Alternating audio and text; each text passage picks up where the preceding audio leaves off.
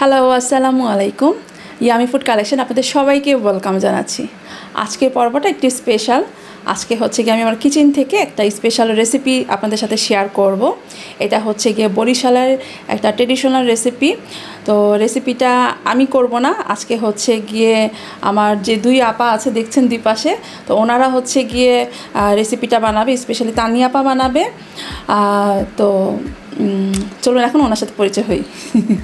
High, আমার নাম খাদিজা আক্তার তান্নি। আমি এখানে একজন অ্যাসিস্ট্যান্ট টিচার হিসেবে কাজ করছি। সাথে সাথে আমার রান্না করাটা একটা হবি, শখ। সো আজকে আমার বরিশালে একটা রেসিপি হচ্ছে ইলিশ মাছ, আস্ত ইলিশের একটা রোস্ট। ওইটা আমি সবাইকে করে দেখাবো ইনশাল্লাহ। হ্যালো, আমি লিপি। আমি এখানে গেস্ট হিসেবে আসছি অ্যান্ড ওনাদের সাথে একটু হেল্পও করব, আবার একটু টেস্ট করেও দেখব। খালি টেস্ট করতে আসছে।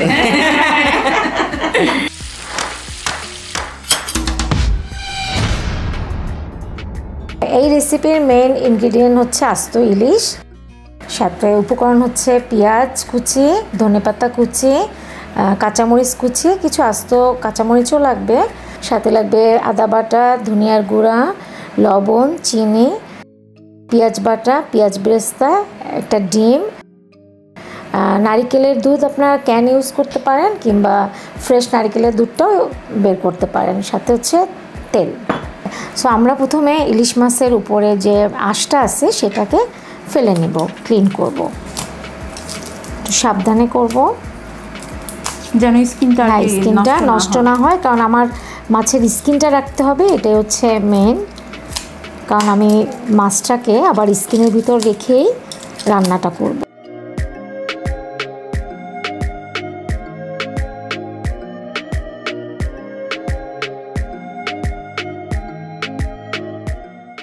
মাছের আঁশগুলো ফেলে দিয়ে এরপরে মাছের পেটের দিকটা চিকন করে কেটে নিতে হবে।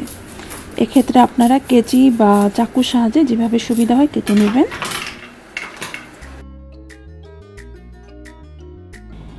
এরপরে মাছের কানসাগুলো ফেলে দিয়ে এরপরে পেটের অংশটাকে একদম দুভাগ করে কেটে নিচ্ছি।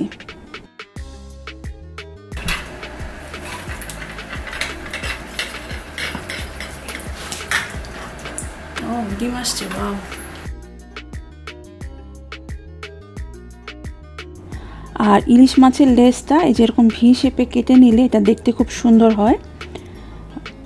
এরপরে মাছটাকে ধুয়ে এর থেকে পানিটাকে একদম ভালোভাবে ঝরিয়ে নিয়ে তারপর কিচেন টাওয়ালের সাহায্যে পানিটাকে মুছে নিয়েছি।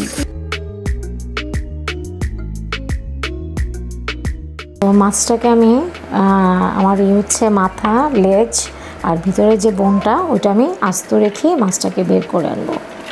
এটা কি আলাদা করবেন? হ্যাঁ হ্যাঁ, পুরোটাই আলাদা করবেন? আচ্ছা, পুরোটাই আলাদা না, পুরোটা আলাদা করবো, মানে স্কিনটাকে আস্তে রাখবো আমি।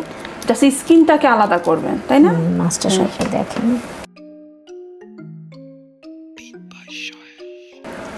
সেম সাইজের, সেম দুই পাশে একটু কেটে নিচ্ছে।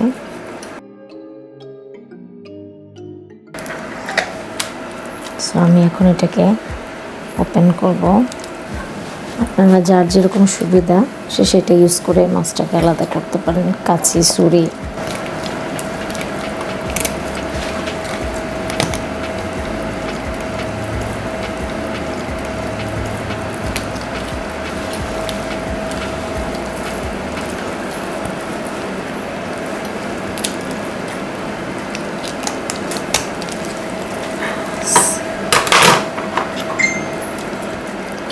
একটু হাত দিয়ে মাছগুলোকে ছাড়িয়ে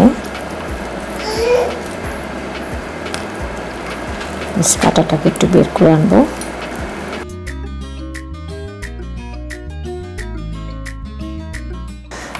এত ঝামেলার মাছ সাধারণত নতুন জামাই আসলে আমাদের ট্রেডিশনাল ওয়েতে করা হয়।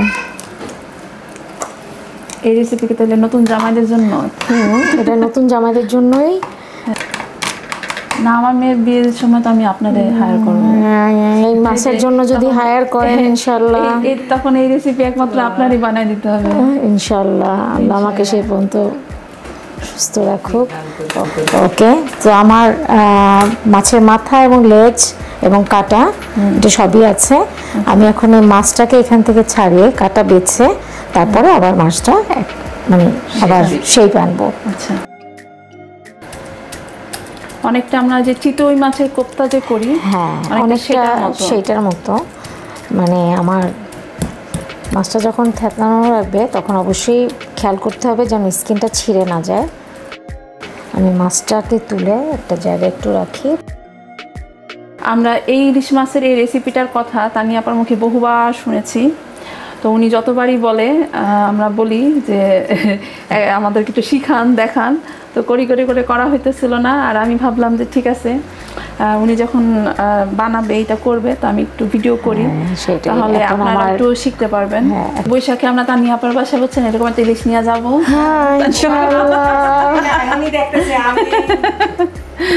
মাছগুলোকে আমি স্কিন থেকে সব বের করে একটা সাইডে রাখলাম। এটা এই যে আমার স্কিনটা হচ্ছে মাছের, এটা দুই সাইডটা এরকম। পরে আমি মাছটা আবার এটার মধ্যে এখানে হালকা কিছু কাটা থাকবে, কিছু কাটা থাকবে, হ্যাঁ পিঠের কাটা ওটা থাকবে, যে সাইডের কিছু এই যে থাকে এগুলো খাওয়ার সময় আর কি ফেলে দেওয়া হবে, ইটস ওকে। কিন্তু মেন যে ভিতরে যে ছোট ছোট কাটা সেগুলো আর কি বের করা হয়েছে। আর এখানে অল্প কিছু বড় কাটা আছে। আর চামড়া অনেক সময় মাছ বের করার সময় চামড়া যদি একটু মানে ছিঁড়েও যায়, পরে আমরা ভাজার সময়টা আবার মানে একটু ডিম টিম দিলে ঠিক হয়ে যাবে ওটা। আর এদিকে আমরা হচ্ছে গিয়ে যে হাত দিয়েই যেগুলো বড় কাটা পারা যায় সেগুলো আর কি বেছে নিচ্ছি। আর এরপরে এখন এই মাছটাকে হলো যে শিরপাটা এটা বেটে নেওয়া হবে। যে বাটার সময় আমি যে কাটাগুলো সামনে পাবো সেগুলোকে একটু তুলে ফেলবো।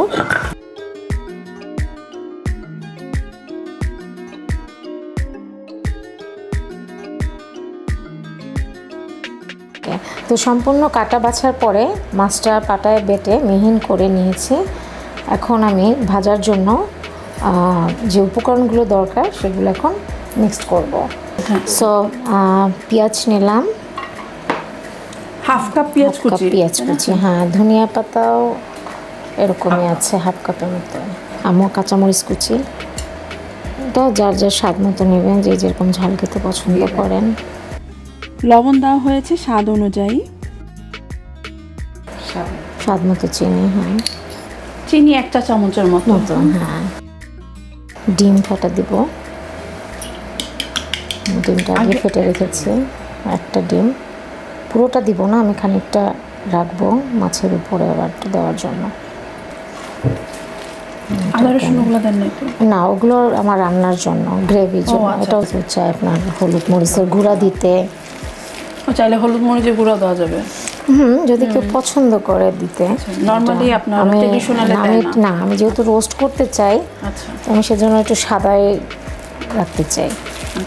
আমি মাছটা আবার আস্ত করার চেষ্টা করব। হ্যাঁ, বোর্ডের মধ্যে নিচ্ছি। এখন এটার ভিতরে আবার এই মানে ওর ভিতরে যে সব সার্জারি করে অপারেশন করে যেগুলো বের করা হয়ে গেছে সেগুলো এখন আবার জয়েন করার চেষ্টা করছি আমরা, এটা শেপে আনার মাছের। সো কিছু মাছ আমাকে রাখতে হবে এবার ওই সাইডে দেওয়ার জন্য। স্কিনের সাথে লাগাবো, আবার একটু ডিম দিতে হবে পরে।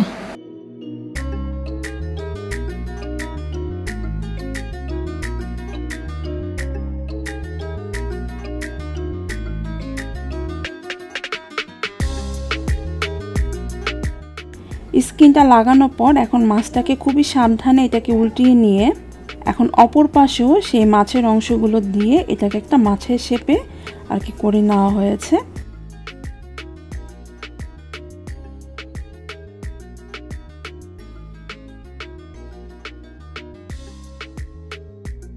এবং এর উপরে কিছুটা ডিম দিয়ে তারপরে মাছের স্কিনটা দিয়ে তার উপরে আবার কিছুটা একটু ডিম ব্রাশ করা হয়েছে।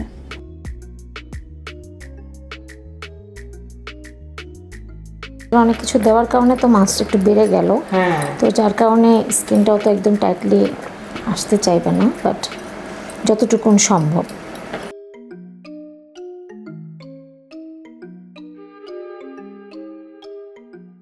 এটা ভাজার জন্য হচ্ছে কি একটা বড় ফ্রাই প্যান লাগে, হ্যাঁ। তো আমাদের কাছে অত বড় নাই, তো আমরা হচ্ছে গিয়ে কেকের যে ট্রে, এই বেকিং ট্রেতে এখন এই মাছটা আর কি ভাজবো। জন্য এখন ফ্রাই প্যানে হচ্ছে কি প্রায় হাফ কাপের মতো তেল, তাই কি? হ্যাঁ, হাফ কাপের মতো তেল দেওয়া হয়েছে। সো আমি যে পাশটা ডিম দিয়েছি স্কিন, ওই পাশটা আমি আস্তে করে মাছটা ছেড়ে দিব। এখন আমি এই সাইডে একটু ডিমটা দিয়ে দিব। চুলার আঁচ মিডিয়ামে রেখে এক একটা পাশ প্রায় 7-8 মিনিট করে এটাকে ভাজা হবে। তো এখানে যে 8 মিনিট পর এখন খুবই সাবধানে মাছটাকে উল্টিয়ে দেওয়া হলো।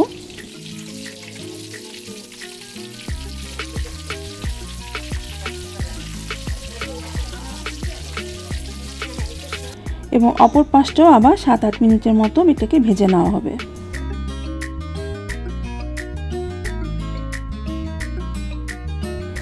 তো এইভাবে করে ভেজে নেওয়ার পর এখন এই মাছের তেল থেকে কিছুটা তেল আবার অন্য পাত্রে নিয়ে নিচ্ছি, কারণ আমরা এই তেলটা দিয়েই হচ্ছে কি গ্রেভিটা তৈরি করব। এখন মাছের এই ট্রেটা এক সাইডে রেখে চুলার আঁচ একেবারে কম করে রেখেছি, এতে করে মাছটা আর কি একটু হালকা গরম থাকবে। আর অপর দিকে গ্রেভির জন্য এখানে যে তেলের মধ্যে হাফ কাপ পরিমাণে পেঁয়াজ বাটা দেওয়া হলো। আমি পেঁয়াজ বাটা দিলাম। এখন আদা আর একটু গার্লিক পেস্ট আছে, এটা 1 টেবিল চামচের মতো হবে, একটু ভেজে নেব। এখন আমি হালকা একটু পানি দিব, অল্প 1 চামচ ধনিয়া গুঁড়া,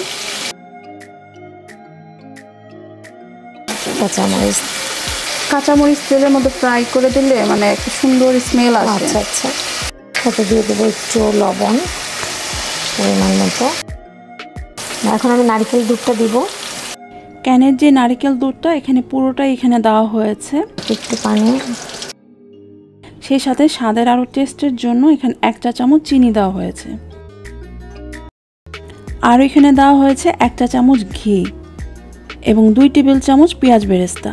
এখন এই গ্রেভিটার মধ্যে যখন বলক চলে আসবে, তারপর সেই মাছের ট্রের মধ্যে এটাকে ঢেলে দিতে হবে।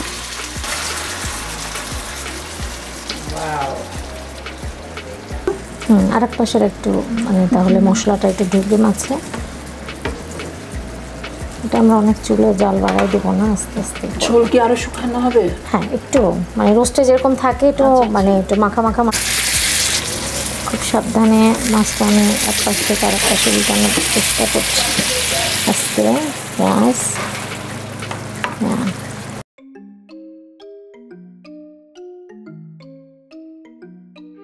তো ঝোলটা একটু ঘন হয়ে আসলে তারপর আমরা এটাকে নামিয়ে নিয়েছি।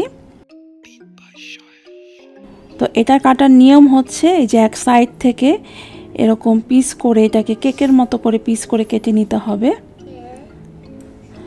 অথবা আপনারা এরকম পুরোটা স্লাইস করেও কেটে নিতে পারেন, যেভাবে করে সুবিধা হয় আপনাদের।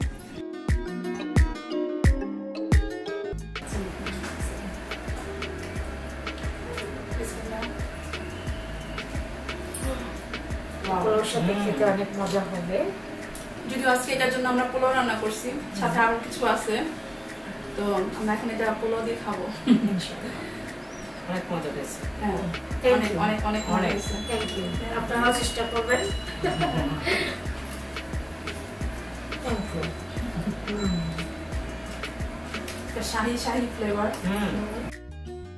এটা তো বরিশালের একটা ট্রেডিশনাল রেসিপি আজকে শেয়ার করলাম, কিন্তু আপনি কোন জেলা থেকে ভিডিওটি দেখছেন এবং আপনার জেলায় কোন খাবারগুলো খুবই পপুলার সেটা কিন্তু কমেন্ট সেকশনে জানাতে পারেন। সো আলহামদুলিল্লাহ আমাদের ইলিশের রেসিপি ডান, টানা 2 বছর প্ল্যান করতে করতে অবশেষে এটা বানানো হলো। থ্যাংক ইউ লিপি আপা, তানিয়া আপাকে আর লিপি আপাকে। আচ্ছা, ওয়েলকাম। তো আশা করছি রেসিপিটা আপনাদের কাছে সহজ মনে হয়েছে, আপনারা বাসায় তৈরি করবেন এবং ইনশাল্লাহ আপনাদেরও খুব ভালো লাগবে। আর আমাদের ভিডিওটা আপনাদের কেমন লাগলো সেটা কিন্তু কমেন্ট সেকশনে জানাবেন। ভালো লাগলে শেয়ার করে দিতে পারেন, যাতে করে অন্যরাও দেখে শিখে নিতে পারে। তো আজকের মতো তাহলে বিদায়। আল্লাহ হাফেজ। আল্লাহ হাফেজ।